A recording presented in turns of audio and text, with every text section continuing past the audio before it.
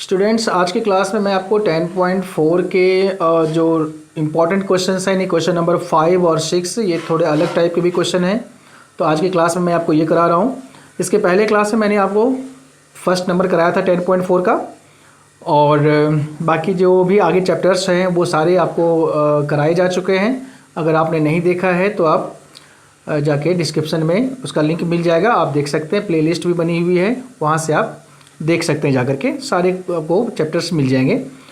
अब चलिए स्टार्ट करते हैं। क्वेश्चन नंबर 5 जो काफ़ी इम्पॉर्टेंट है और थोड़ा अलग भी है, तो चलिए 5 स्टार्ट करते हैं। क्वेश्चन नंबर 5, इसमें 3 गर्ल्स हैं, रेशमा, सलमा और मनदीप, जो कि एक सर्कुलर वे पर एक सर्कल पे खेल रही है ना। उस सर्कल पे खेल रही है, वो सर्कुलर लाइन पे है तीनों, ठीक है। इसमें रेशमा टू सलमा, नहीं, रेशमा बॉल फेंकती सलमा को, सलमा बॉल फेंकती मनदीप को, और मनदीप बॉल फेंकती रेशमा को। इस तरह से बॉल फेंक करके ये तीनों बच्चे खेल रहे हैं। इसमें हमें गिवन है कि रेशमा और सलमा और मनदीप, ये दोनों के बीच की डिस्टेंस है वो 6 मीटर गिवन है, और हमें डिस्टेंस निकालनी है रेशमा और मनदीप की, ठीक है। और जो सर्कल है उसकी रेडियस 5 मीटर ऑलरेडी गिवन है। चलिए स्टार्ट करते हैं। पहले इसको एक फिगर ड्रॉ करते हैं। ये सर्कल है, सेंटर। अब देखिए यहाँ पे रेशमा है, यहाँ पे सलमा और यहाँ पे मनदीप, ठीक है। अब रेशमा, ये रेडियस हो गया इसका, और ये भी रेडियस हो गया इसका। रेडियस में गिवन है 5 मीटर, 5 मीटर गिवन है, ये भी 5 मीटर गिवन है, और OS भी आपका रेडियस हो जाएगा, ये भी आपका 5 मीटर गिवन है। अब देखिए रेशमा बॉल फेंकती है सलमा को, जिसकी डिस्टेंस 6 मीटर है। सलमा बॉल फेंकती है मनदीप को, इसकी डिस्टेंस भी 6 मीटर है। और रेशमा बॉल फेंकती है, मनदीप बॉल फेंकती है रेशमा को, ये डिस्टेंस, ठीक है। ये आपका गिवन नहीं है, यानी कि हमें रेशमा टू मनदीप की डिस्टेंस गिवन नहीं है, तो ये डिस्टेंस हमें फाइंड करना है, ठीक है। फिगर में आपको समझ में आ गया होगा। रेशमा, सलमा और मनदीप तीनों बच्चे बैठे हैं। रेशमा और सलमा के बीच की डिस्टेंस 6 है, सलमा और मनदीप के बीच का भी डिस्टेंस 6 है, और रेशमा और मनदीप के बीच की डिस्टेंस हमें फाइंड करना है। और जो सर्कल है उसकी रेडियस गिवन है 5 मीटर, ठीक है। अब चलिए आगे। अब इसमें देखिए पहले ये जो पॉइंट है यहाँ पे हम इसका नाम दे देते हैं N, और ये परपेंडिकुलर होता ही है, इसको करने की ज़रूरत नहीं है। RN जो होगा वो परपेंडिकुलर हो जाएगा OS का, ठीक है। पहले कई सवाल आपने कर रखा है इस तरह से। अब चलिए इसमें एक ट्रायंगल आप देख रहे हैं ORS, इन ट्रायंगल ORS। तो ORS ट्रायंगल में देखिए OR भी गिवन है 5, SR भी गिवन है 6, और OS गिवन है 5, तीनों साइड गिवन है। तो इसको हम हीरोज फॉर्मूला से फाइंड करेंगे। एरिया इसका A हो गया 5, B 6, और C हो गया आपका 5। अब S हो गया A + B + C अपॉन 2, तो जगह 5 + 6 + 5 अपॉन 2, तो ये हो गई 16 अपॉन 2, यानी 8 आ गया आपका, ठीक है। अब S की वैल्यू हमें मिल चुकी है 8। अब हम इसकी एरिया निकालते हैं, तो लिखिए by Heron's formula area of triangle equal to root S into S minus A into S minus B into S minus C। अब हम क्या करेंगे, इसे सॉल्व करके एरिया ऑफ ट्रायंगल फाइंड करेंगे। S गिवन है आपका 8, S minus A 8 minus 5, S minus B 8 minus 6, और S minus C 8 minus 5। Solve कीजिए इसको। 8 × 3 × 2 × 3। अब 8 2 जा 16 हो गया। देखिए 8 2 जा 16, 16 का जब रूट निकालोगे तो क्या आ जाएगा 4, और डबल 3 का रूट आ जाएगा 3, तो 4 3 आ गया 12 मीटर स्क्वायर। तो अब जो हमारा एरिया ऑफ ट्रायंगल ORS है उसकी एरिया आ चुकी है 12 मीटर स्क्वायर, ठीक है। अब हम क्या करेंगे, इसे हम ले जाएंगे राइट ट्रायंगल में, यानी इसको इस तरह से भी करेंगे हम सॉल्व कि area of triangle ORS equal to इसकी एरिया, इसको देखना है आपको। इसमें दो ट्रायंगल है आपका, एक ये ट्रायंगल है ऊपर का और एक ये ट्रायंगल है नीचे का। तो ये दोनों ट्रायंगल का अगर एरिया हम प्लस कर दें तो पूरे की एरिया आ जाएगी ORS की। बस इसी कॉन्सेप्ट को ध्यान रखना है। तो ORS में जो आप करोगे उसमें हो जाएगा area of triangle ORN plus area of triangle SRN। ठीक है, इसकी एरिया और इसकी एरिया दोनों को हम प्लस कर रहे हैं। अब ORS की एरिया हमने फाइंड किया कितना 12, तो यहाँ पे हम 12 यूज़ कर लेंगे। हाफ इंटू ORN ट्रायंगल को जब आप देखोगे 90 डिग्री का एंगल यहाँ बन रहा है आपका। ठीक है, तो हाफ इंटू बेस हो जाएगा ON into height RN plus SRN की जब निकालेंगे तो हाफ इंटू बेस हो जाएगी इसकी NS इंटू हाइट हो जाएगी इसकी भी RN। अब यह हो जाएगा 12 इक्वल टू, अब देखिए दोनों साइड में क्या है, दोनों टर्म में हाफ और RN यहाँ भी है और हाफ RN यहाँ भी है, तो हाफ RN ये कॉमन हो जाएगा इसमें से। तो कॉमन करिए इसमें हाफ इंटू RN, आपके पास बचेगा क्या ON प्लस NS। अब क्रॉस मल्टीप्लाई करेंगे 12 टू जा 24 हो गया equal to RN into ON और NS को प्लस करिए, ON और NS को क्या हो जाएगा OS। अब 24 इक्वल टू RN फाइंड करना है और OS आपका रेडियस गिवन है 5, तो RN की वैल्यू आ गई 24/5, डेसिमल में चेंज करोगे तो 4.8 मीटर आ गई RN। ठीक है, तो जो RN है वही आपका NM भी होगा। ठीक है, तो इसको आप डबल कर दीजिए, तो हो जाएगा यहाँ पे RM equal to twice RN, तो 2 मल्टीप्लाई 4.8 इक्वल टू 9.6 मीटर। तो इसका आंसर हो गया, डिस्टेंस जो होगी रेशमा और मनदीप के बीच में वो होगा 9.6 मीटर का। ठीक है, तो इस तरह से ये क्वेश्चन आपको बहुत ही इंपॉर्टेंट है, ध्यान रखना है इसका। ठीक है, अब इसके बाद जो क्वेश्चन है नंबर 6 है वो भी आपको देखना है, वो भी मोस्ट इंपॉर्टेंट है। तो इसके बाद क्वेश्चन 6 देखिए।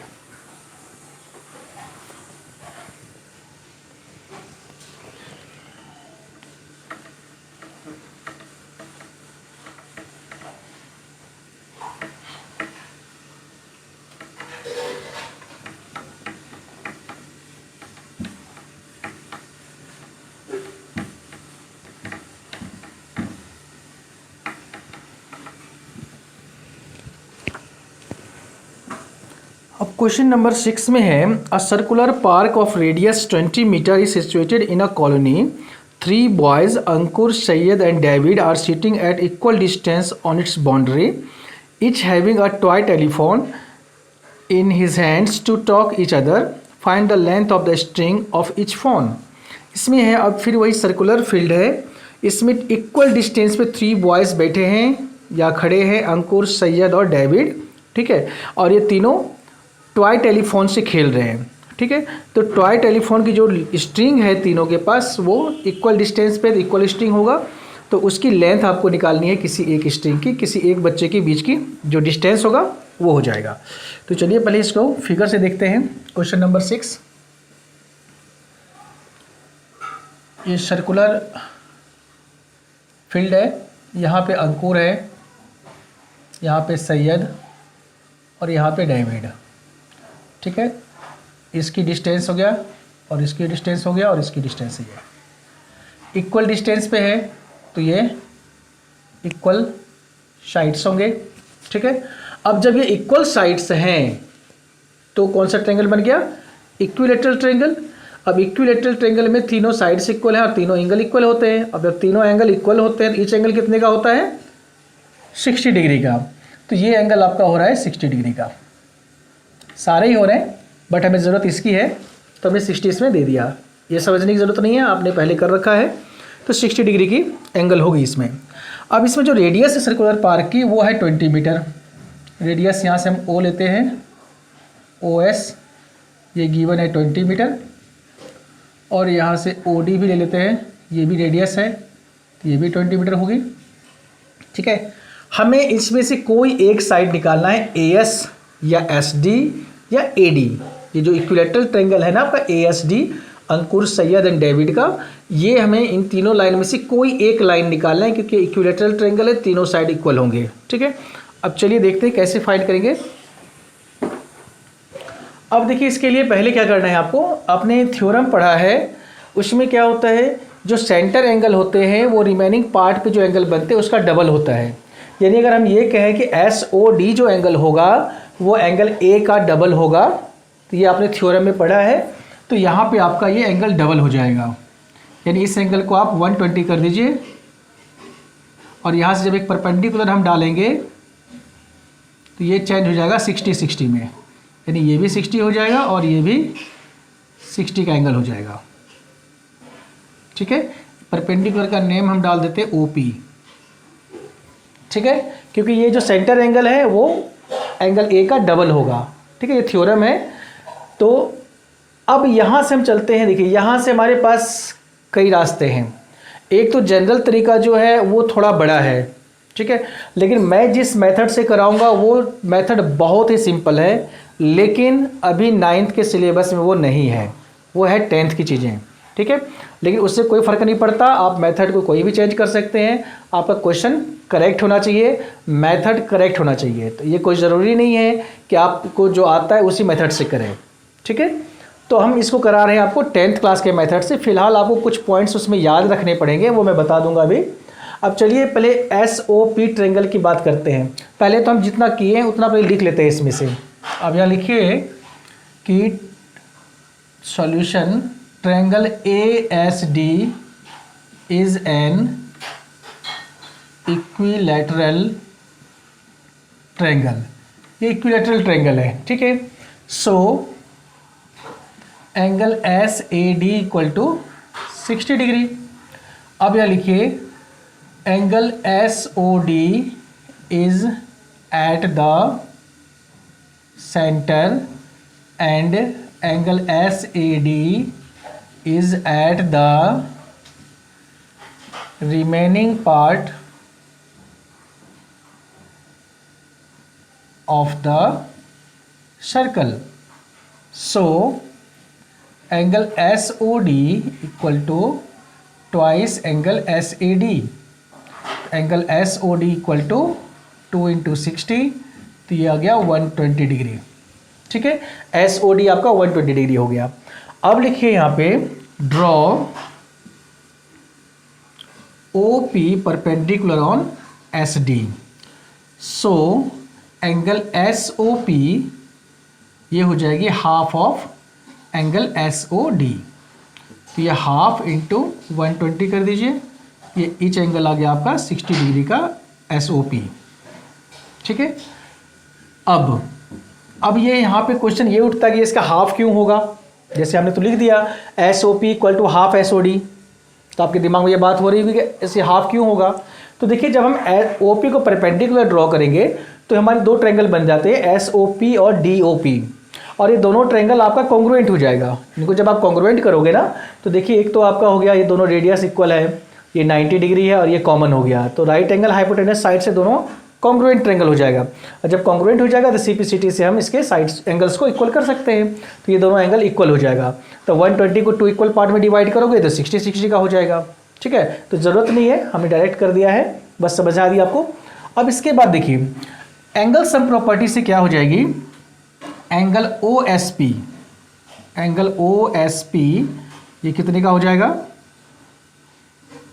एंगल सम प्रॉपर्टी से 90 और 60 का है, ये तो 180 में से आप 60 और 90 को माइनस कर दीजिए, 180 माइनस 150 यानी हो जाएगा ये 30 डिग्री।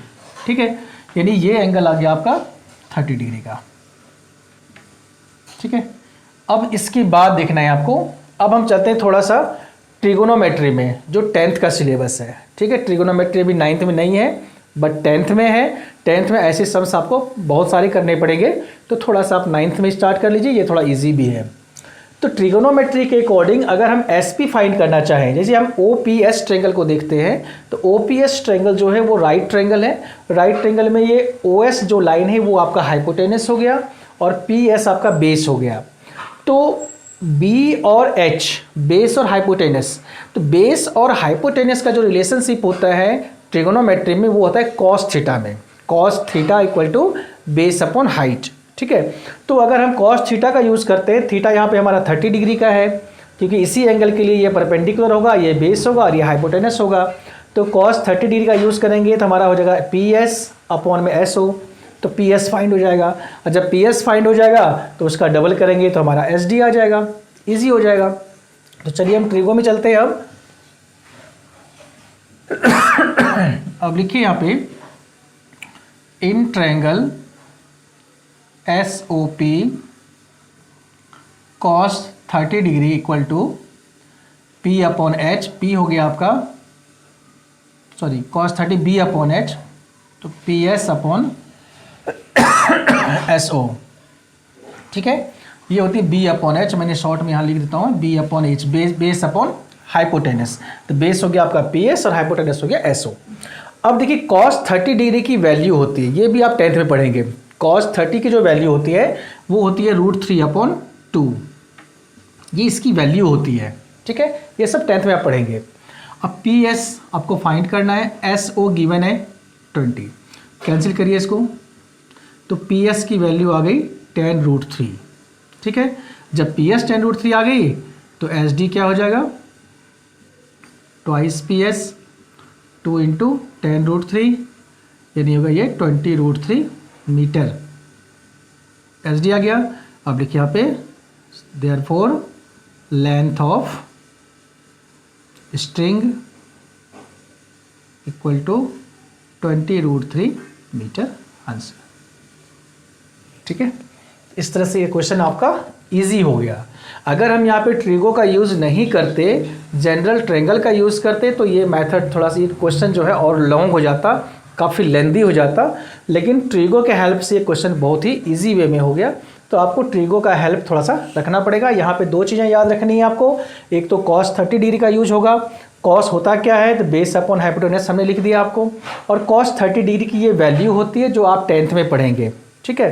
तो ये आपको थोड़ा सा याद रखना पड़ेगा अभी, और ये इजीली इस मेथड से आप इसको कर सकते हैं, ठीक है। तो इस तरह से जो आपका जो आज का क्लास था वो यहीं पे हम एंड करते हैं। बाकी जो नेक्स्ट क्लास होगी हमारी, उसमें से कुछ थ्योरम होंगे पहले, जो नेक्स्ट एक्सरसाइज में यूज़ होना है, पहले वो थ्योरम कराऊंगा और उसके बाद उस पर बेस्ड जो भी सम्स हैं वो कराया जाएगा।